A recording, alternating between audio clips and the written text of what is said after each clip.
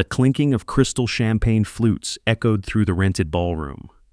It was our 35th wedding anniversary. 60 of our closest friends, family members, and business associates were gathered under the warm glow of the chandeliers. Eleanor looked stunning in her navy blue silk dress, playing the role of the devoted wife to perfection. But as the jazz band finished their set and the room quieted down for the toasts, she didn't hand me a gift. Instead, she slipped a thick, manila envelope into my hands. I opened it. The bold legal print at the top read, "Petition for dissolution of marriage. Divorce papers." "I'm taking half, Arthur," she whispered, her smile never wavering for the cameras. "Plus your pension. Don't make a scene. It's already done." Across the room, standing by the open bar, was a man 12 years my junior, Marcus Thorne. He caught my eye, raised his scotch glass, and gave me a slow, arrogant smirk. He thought he had won. They both did. I didn't yell. I didn't crumble. I simply adjusted my tie, walked up to the podium, and tapped the microphone. "Ladies and gentlemen," I announced, my voice echoing through the silent room. "A toast to my beautiful wife, Eleanor." I pressed a button on the remote in my pocket. The elegant slideshow of our life together, playing on the massive projector screen behind me, vanished.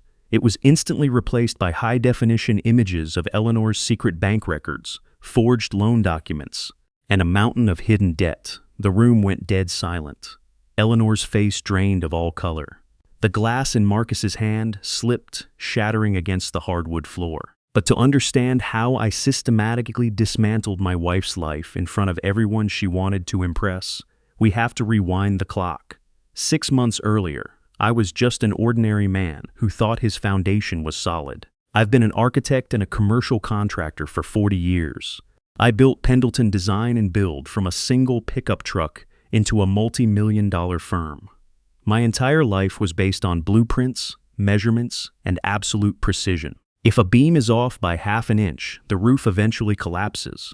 The first crack in my marriage didn't come from lipstick on a collar or a late-night text message. It came from a mundane bank statement. It was a rainy Tuesday evening. I was sitting in my home office, going over our quarterly financials. Eleanor and I had a joint high-yield savings account, a safety net we rarely touched. I noticed the balance was lighter than it should have been.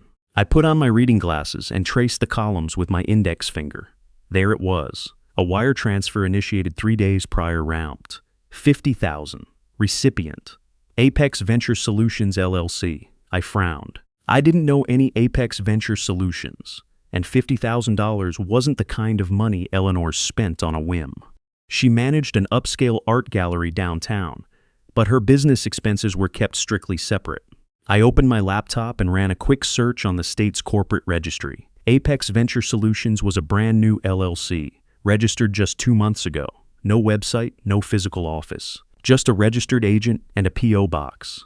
Why would my wife send 50 grand to a ghost company? I didn't storm into the master bedroom and demand answers. In my line of work, before you tear down a load-bearing wall, you need to know exactly what's holding the house up.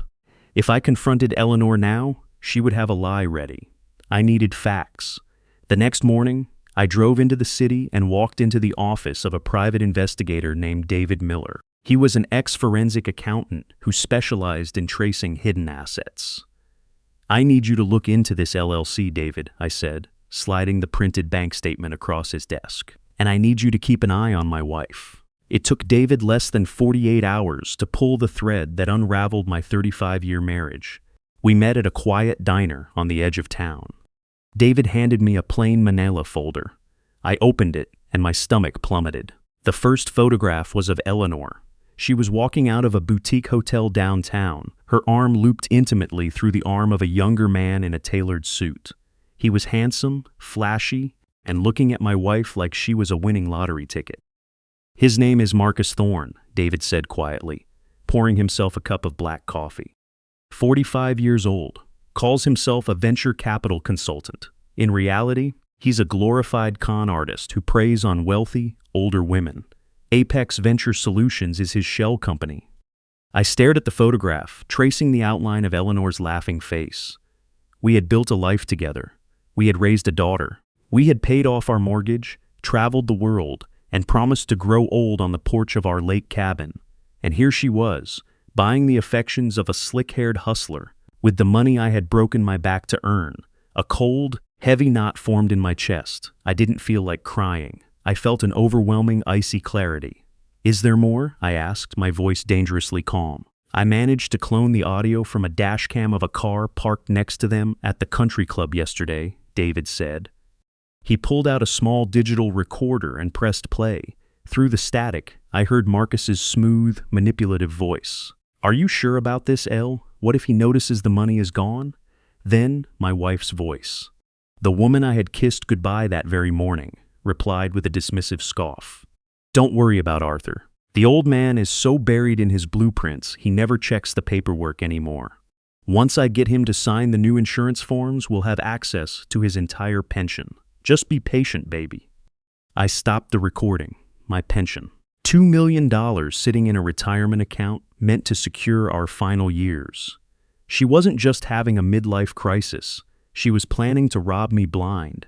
Playing the fool is the hardest acting job in the world. That evening, I sat across from Eleanor at our dining room table, cutting my steak, listening to her complain about a difficult client at the gallery. She poured me a glass of Merlot, smiled warmly, and asked how my day at the firm went. "Same old," I replied, forcing a gentle smile. "Just drawing up plans. You know me, Elle. Buried in the blueprints."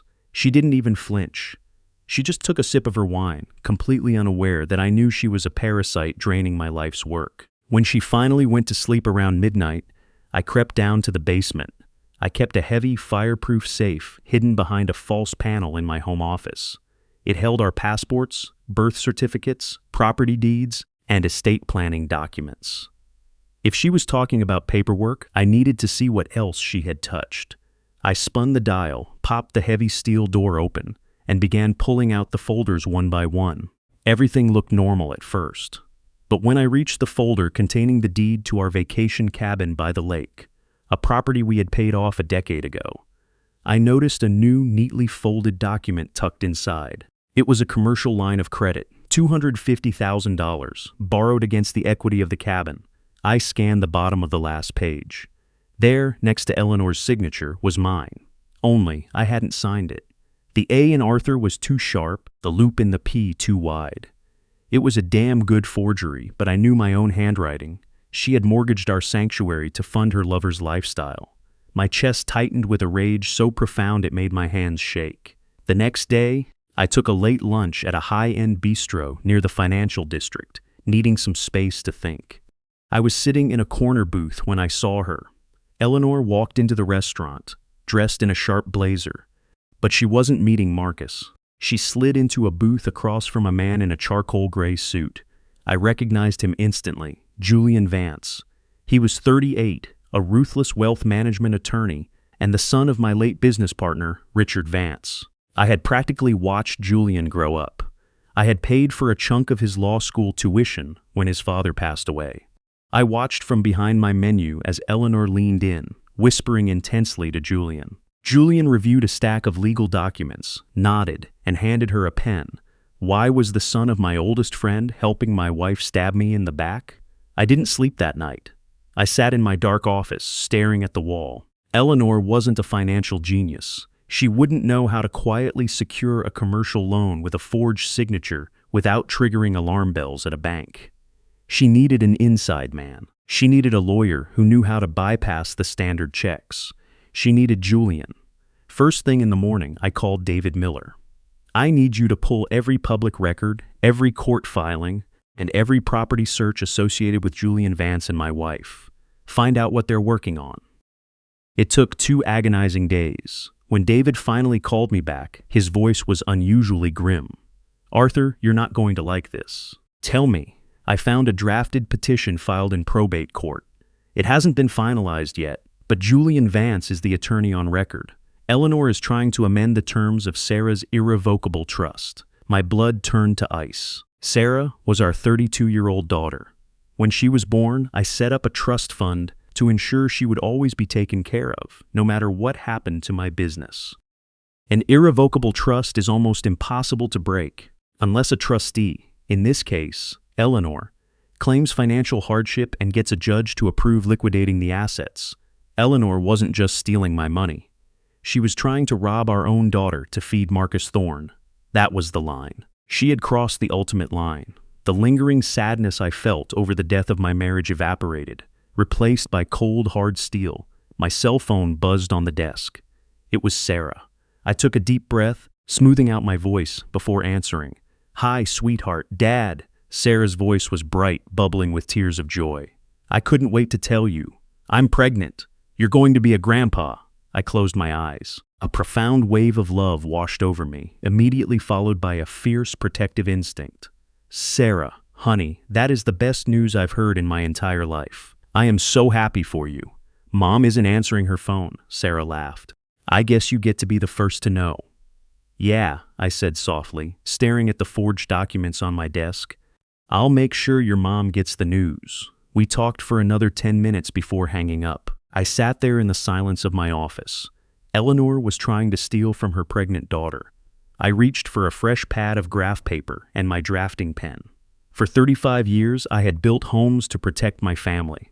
Now, I was going to build a trap. I was going to let Eleanor and Julian think they were outsmarting me.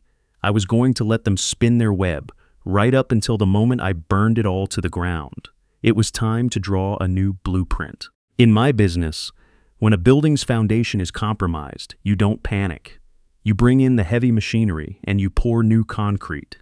I couldn't protect my marriage, but I could damn well protect my assets. I bypassed my usual corporate attorneys and drove 2 hours to the city to meet with a specialist in high net worth asset protection.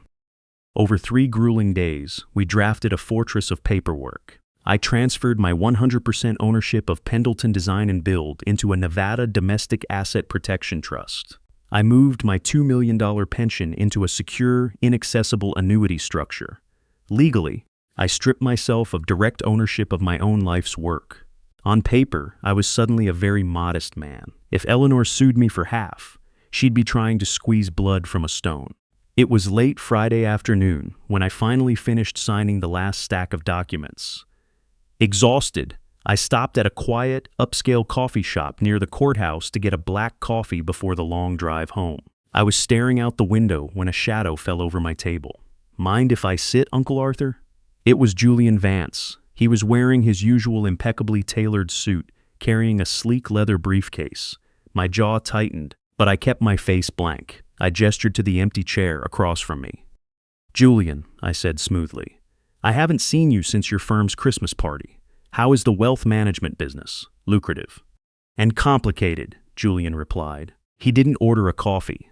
He just sat there, studying me with those cold, calculating eyes he inherited from his father. "You know, my dad used to tell me that you were the smartest contractor he ever met. He said you always knew when a building was going to collapse long before the drywall started cracking." I held his gaze. "Your dad was a good man. He knew that an honest foundation is everything." Julian's lips twitched into a faint, humorless smile. "Sometimes, Arthur, a house has to be completely demolished so you can see exactly who has been eating the foundation." He stood up, buttoning his jacket. "It was good to see you. Say hello to Eleanor for me." He walked out of the coffee shop, disappearing into the city crowd. I frowned, confused by the interaction.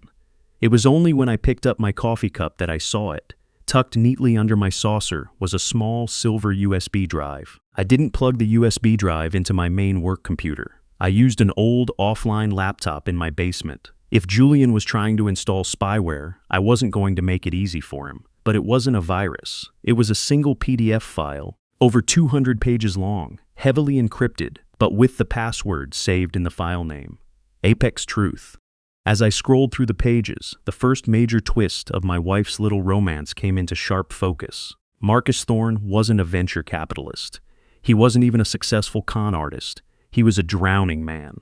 The documents were leaked internal audits and SEC subpoenas. Marcus had been running a massive Ponzi scheme masked as a real estate investment fund, and it was collapsing. He owed millions to very angry, very dangerous investors. The $50,000 Eleanor stole from our savings? It didn't go to romantic getaways or a down payment for their love nest. It went straight into Marcus's black hole of debt to pay off earlier investors. He was completely broke, and he was using my wife as a personal ATM. He didn't love Eleanor. He was desperately trying to get his hands on my $2 million pension to keep himself out of federal prison. I leaned back in my chair, letting out a dry, bitter laugh. Eleanor thought she was leaving me for a wealthy, younger stallion. She was actually buying a ticket on a sinking ship. When I went upstairs, Eleanor was in the kitchen, humming cheerfully as she arranged expensive hydrangeas in a vase. "Arthur, darling," she smiled, wiping her hands on a towel. "I've been thinking. Our 35th anniversary is next month. We should do something big. A massive party at the Belmont Hotel. Invite everyone. Our friends, your client Sarah. We need to celebrate us."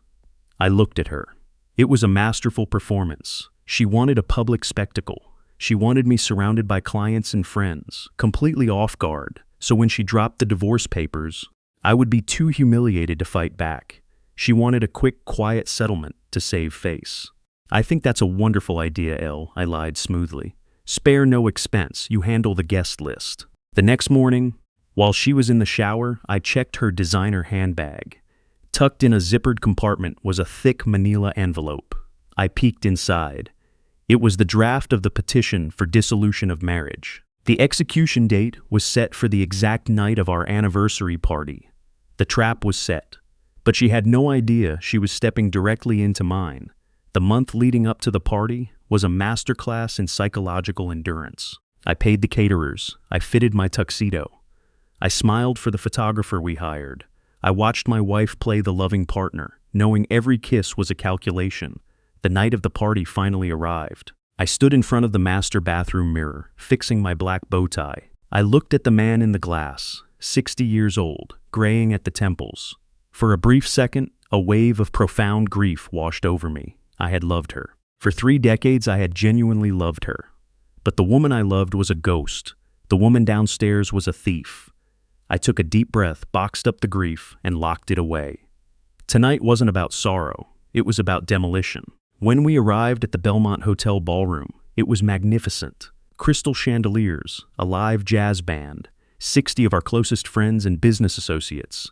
Sarah was there, her pregnancy just starting to show. She hugged me tight. "You guys look so happy, Dad. 35 years. It's inspiring." "I love you, sweetie," I whispered, holding her a little longer than usual. "No matter what happens, you know I love you, right?" "Of course, Dad," she laughed, pulling back with a confused smile. I mingled, shaking hands with clients, accepting congratulations. Then, the doors opened. Marcus Thorne walked in. He was wearing a velvet dinner jacket, looking every bit the wealthy investor he pretended to be. He caught Eleanor's eye across the room. The subtle, greedy smirk they exchanged made my blood boil. The jazz band finished their set. The clinking of glasses began. It was time for the toasts. Eleanor walked up to me, her eyes shining with fake adoration. She didn't hand me a wrapped box. She slid the thick manila envelope into my hands. "I'm taking half, Arthur," she whispered, her smile frozen for the photographer's flashing camera. "Plus your pension. Don't make a scene. It's already done." Across the room, Marcus raised his scotch glass in a silent, mocking salute. My pulse was steady. My mind was crystal clear. I looked down at the divorce papers, then back up at my wife. "Don't worry, my dear," I said softly. "I wouldn't dream of making a scene. I prepared a presentation." I stepped away from her, walked up to the microphone, and tapped it. "Ladies and gentlemen," my voice boomed, slicing through the polite chatter. "A toast to my beautiful wife, Eleanor." I reached into my pocket and pressed the button on the remote. The romantic slideshow of our marriage on the massive 10 by 20-foot projector screen vanished. The room gasped as the first image appeared in glaring high definition.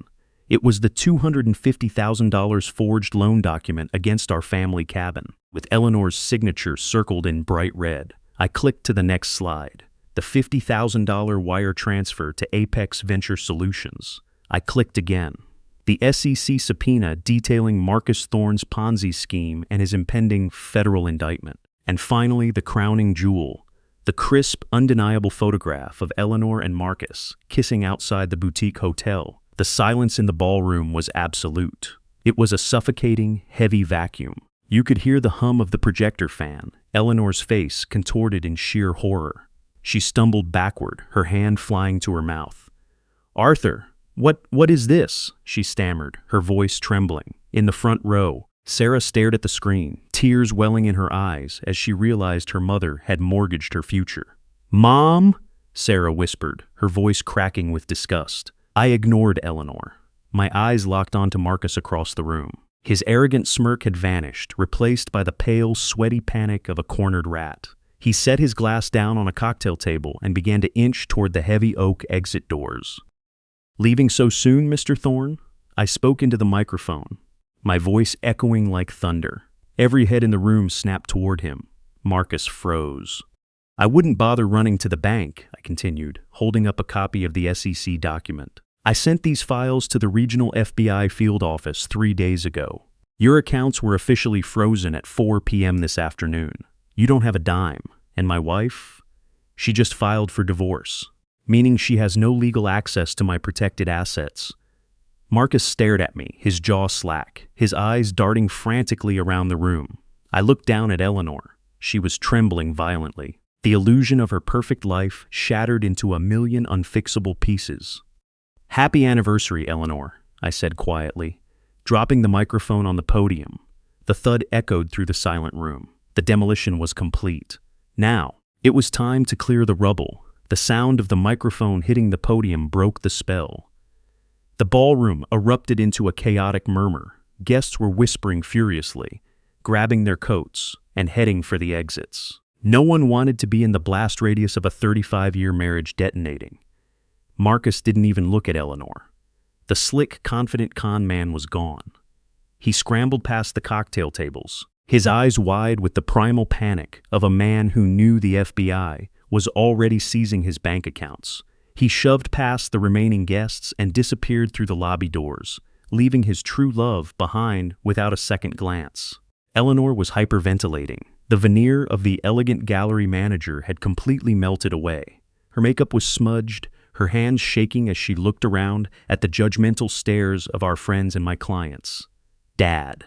I turned. Sarah was standing a few feet away, her arms wrapped protectively across her pregnant belly. Her face was pale, streaked with tears. Eleanor saw her and lunged forward. "Sarah, sweetie, please, you have to understand. Your father is lying. It's completely out of context." "Don't touch me," Sarah snapped, her voice trembling but fierce.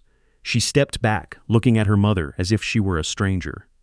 "I saw the trust documents on the screen, Mom. You tried to liquidate my fund, the money for your grandchild. I was going to pay it back," Eleanor pleaded, desperation making her voice shrill. "Marcus had an investment. It was guaranteed to double."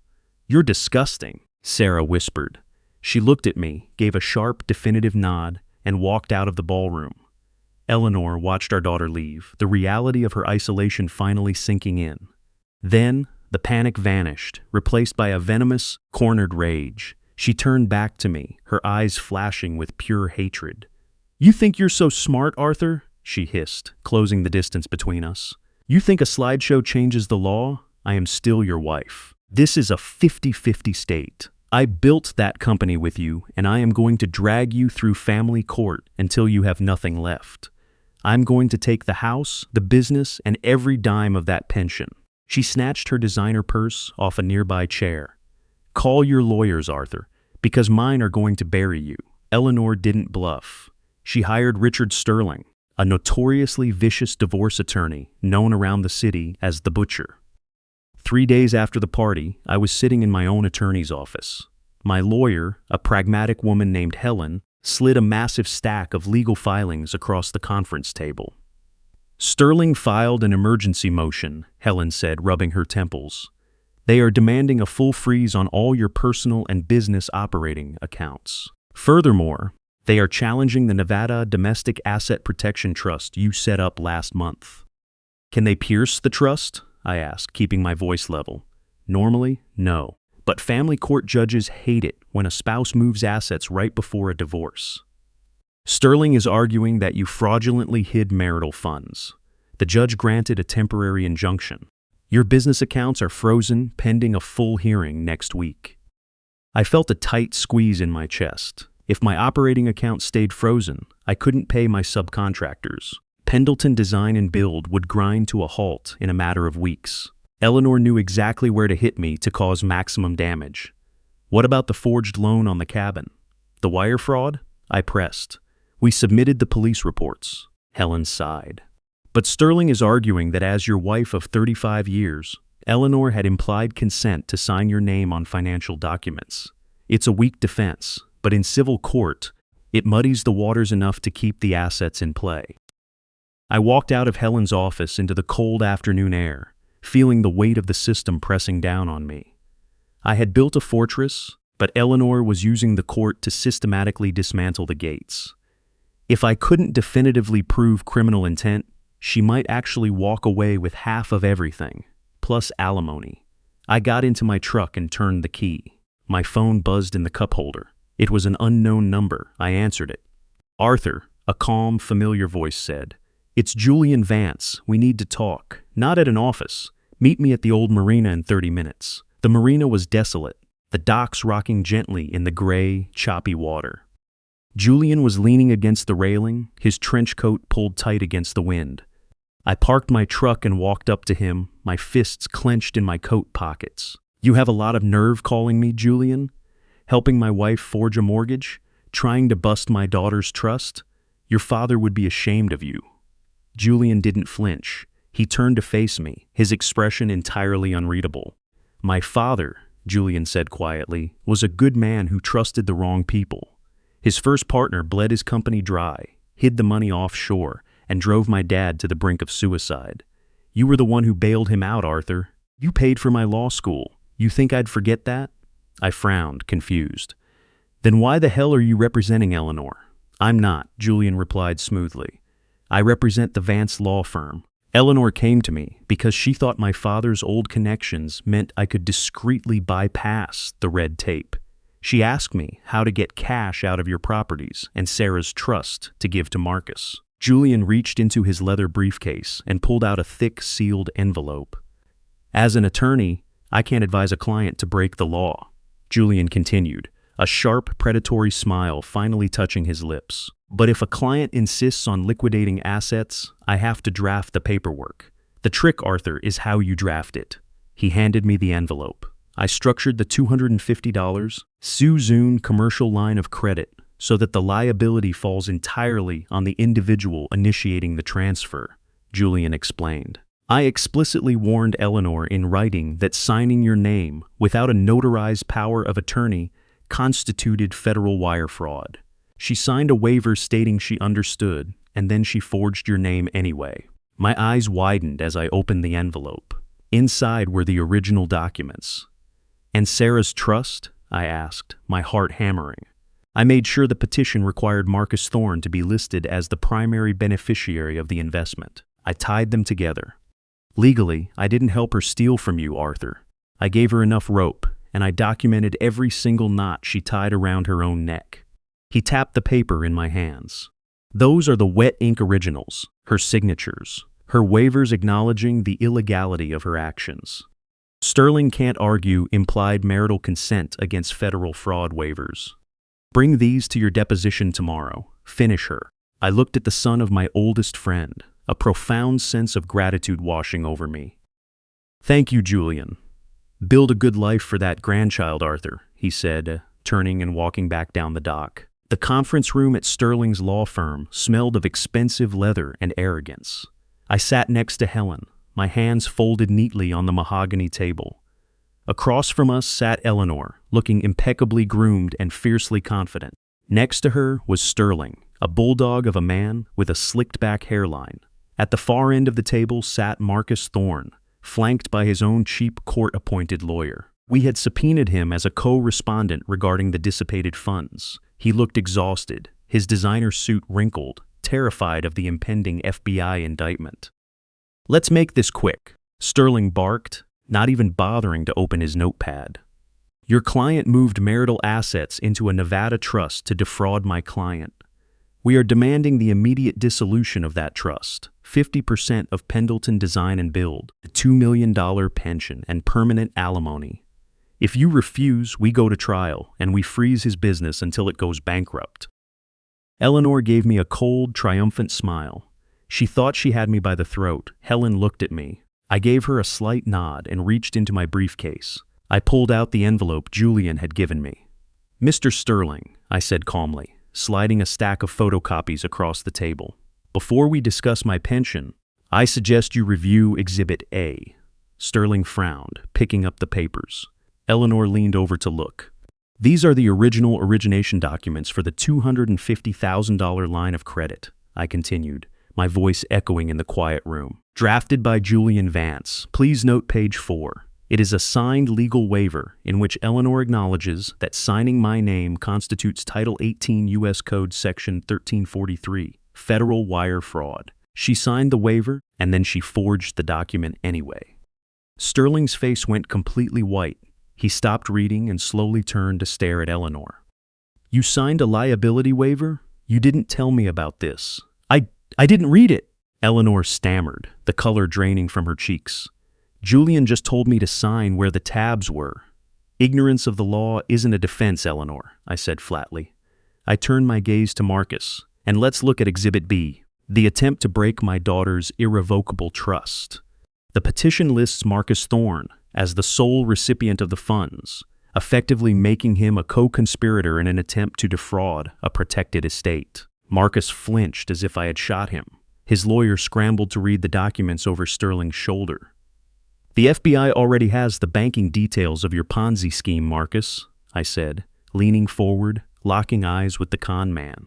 "When I hand these original, wet ink waivers over to the U.S. Attorney's Office tomorrow morning, they won't just charge you with securities fraud. They're going to add conspiracy and wire fraud. That's 20 years in federal prison." The room was suffocatingly silent. Marcus looked at the documents, then at Eleanor. The alliance built on greed and lust shattered in an instant. "I didn't forge anything," Marcus suddenly shouted, pointing a shaking finger at Eleanor. He looked wildly at his lawyer, then at Helen. "I'll testify. I'll tell the FBI everything. She did it. She stole the money from his account. She forged the loan. She tried to rob her own daughter. I didn't force her to do anything. It was all her idea, Marcus!" Eleanor shrieked, tears of absolute horror springing to her eyes. "How could you? I'm not going to federal prison for you, you crazy old bat!" Marcus spat back. I sat back in my chair, watching the house of cards completely collapse.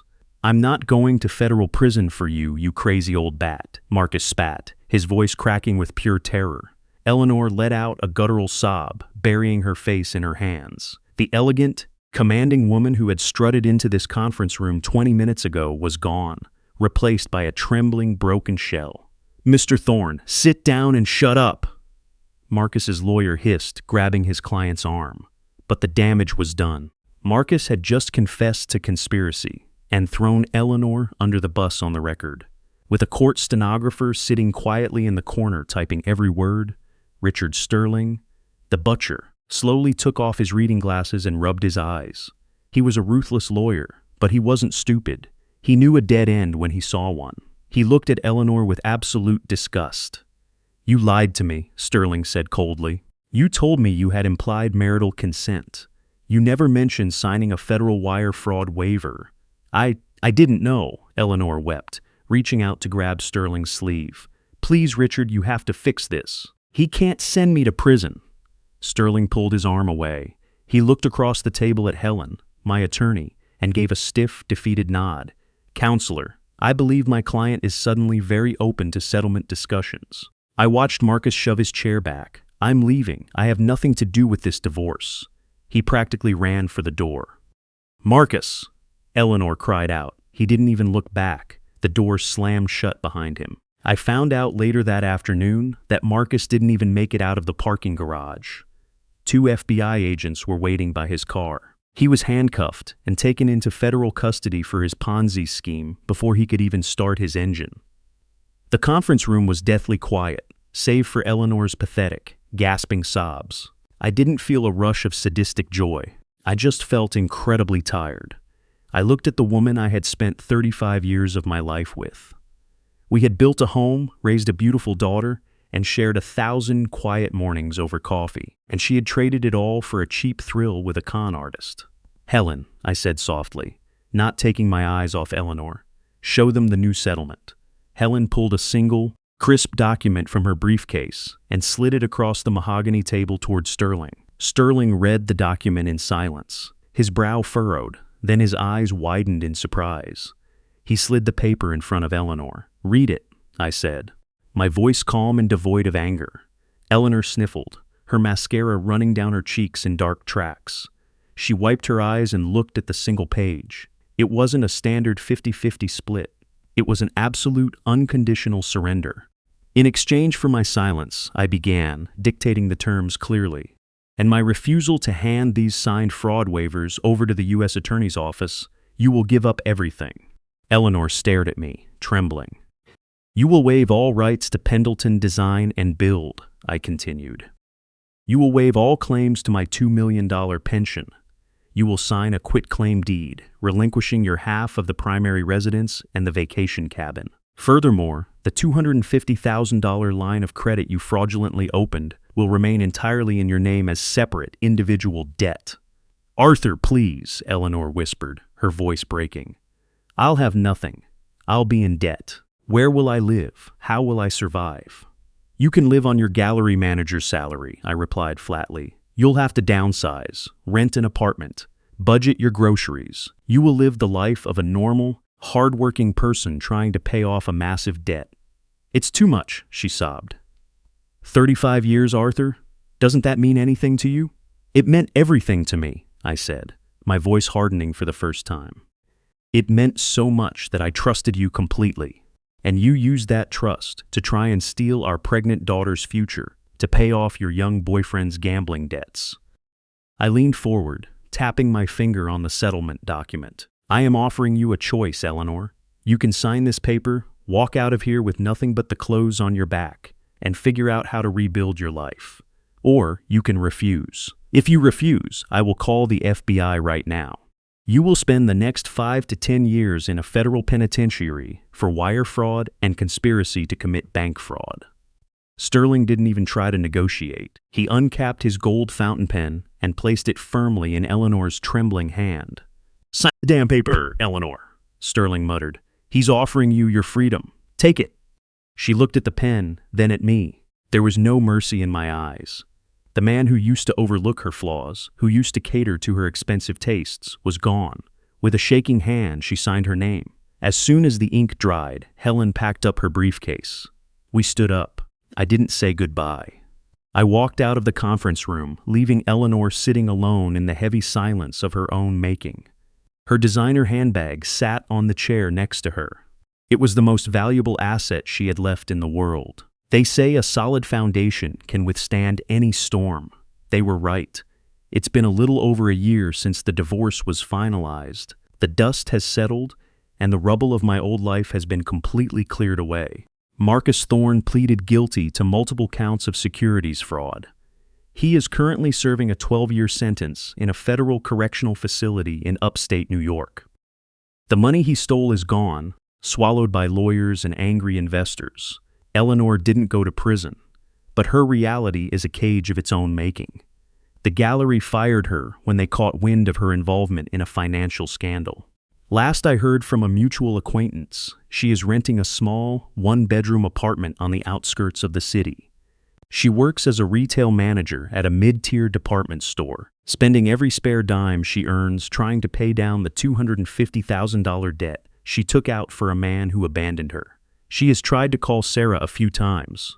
Sarah never answers. As for me, I'm doing exactly what I always promised myself I would do. I'm sitting on the back porch of my lake cabin. The mortgage is fully paid off, again.